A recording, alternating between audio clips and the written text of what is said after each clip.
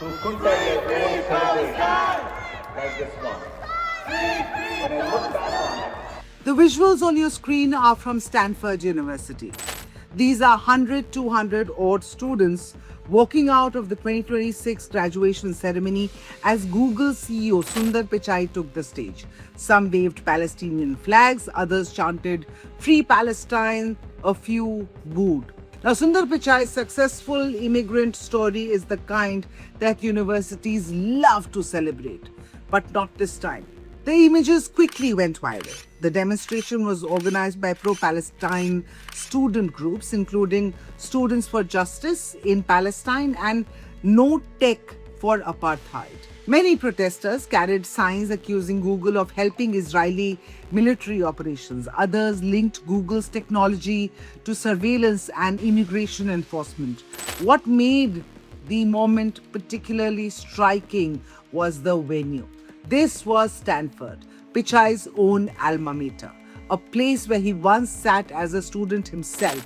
In fact, during the speech, Pichai even joked that as a Stanford student, he once skipped class to visit Las Vegas. when I was a student here, I had a classmate named Pat. He was from Long Beach, had an earring in one ear, which I thought was really edgy at the time, and a white two-door Honda Prelude convertible. One Wednesday morning in January, my first winter quarter, we were on our way to class. He was like, "Do you want to go to Vegas instead?" I'd never skipped a class. I'd never definitely taken a road trip before. In fact, this is the first time my parents are hearing of it. And yet I said, sure. So we went back to our dorm rooms, grabbed some things, and set off. He has laughed after this admission, but many of the protesters had already left by then. And suddenly the question wasn't about artificial intelligence, innovation, or career advice. The question was simple. Why were Stanford students protesting Sundar Pichai? The answer lies thousands of kilometers away from California, in Gaza, in Israel, and in a controversial Google contract called Project Nimbus.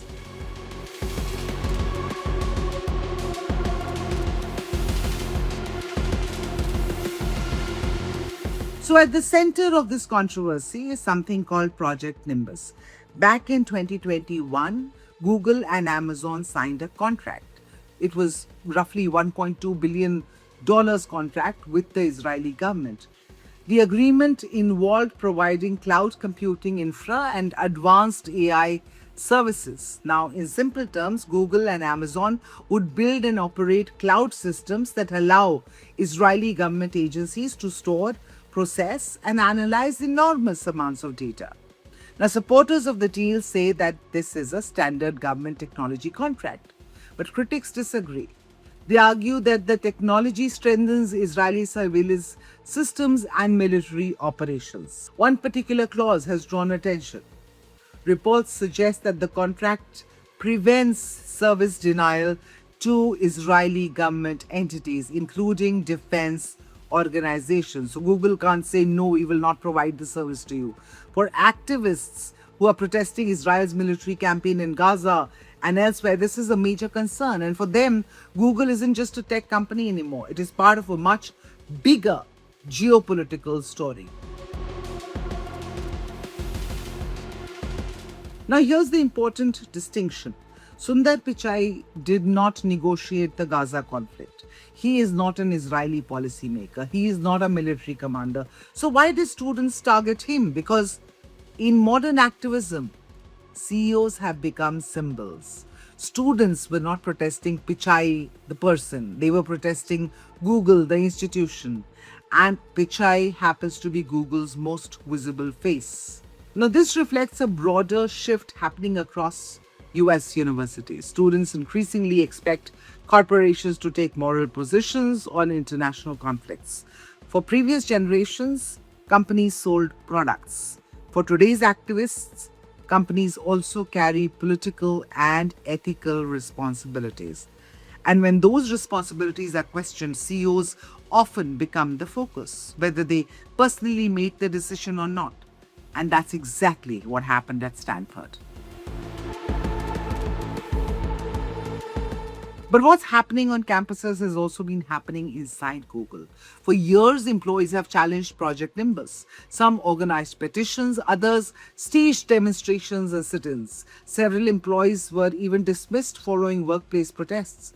Now, Google has consistently defended the contract. The company says its cloud services support civilian government functions such as healthcare, transportation, public admin.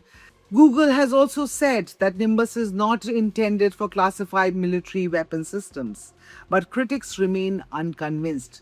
Recent reports have said that Google's technology may have assisted an Israeli military contractor analyzing drone footage. Human rights advocates have come into the picture. They've questioned whether advanced AI systems can truly be separated from military applications once they are deployed at scale. The debate has become one of the defining ethical questions of the AI era. Where does corporate responsibility really end, and where does government responsibility begin? Interestingly, the Stanford protest triggered a debate between two prominent Indian Americans. Venture capitalist and Stanford alumnus Vinod Khosla, he strongly criticized the student protesters. He called the walkout short-sighted and selfish. Khosla argued that technology and AI has the potential to improve billions of lives, accused activists of focusing narrowly on political grievances. But US Congressman Ro Khanna saw things differently. Khanna defended the students' right to protest. He argued that young people should be free to challenge powerful institutions and question corporate involvement in controversial government policy. So suddenly, you have an Indian origin CEO becoming the center for dispute involving two other influential Indian Americans. One siding with Silicon Valley, the other siding with student activism. It's a reminder that this debate is no longer confined to the Middle East. It has become part of America's broader culture war.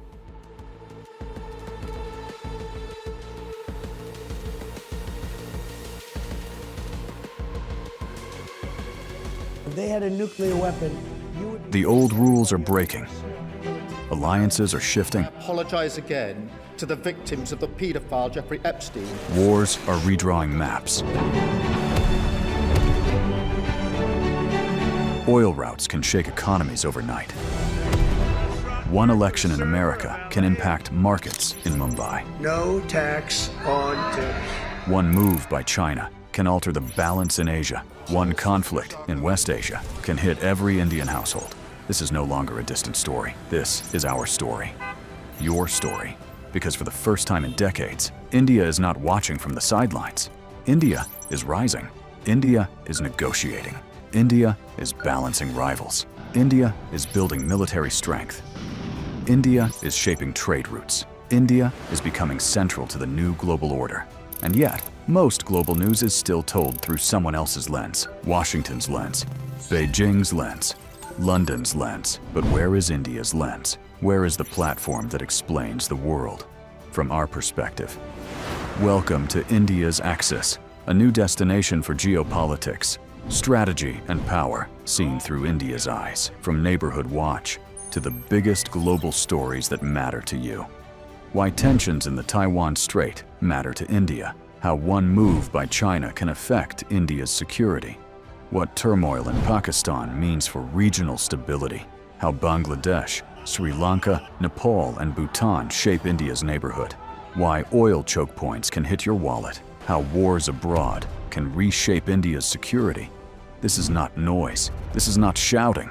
This is not recycled headlines. This is sharp, intelligent storytelling. Daily explainers, war room analysis, strategic conversations. Because news is everywhere, but perspective is rare. And in the age of confusion, clarity is power. Axis is for the audience that wants more than headlines. The axis of global power is shifting. India is at the center of that shift. It's time the world was explained accordingly. To understand the world through India's strategic lens. Subscribe now.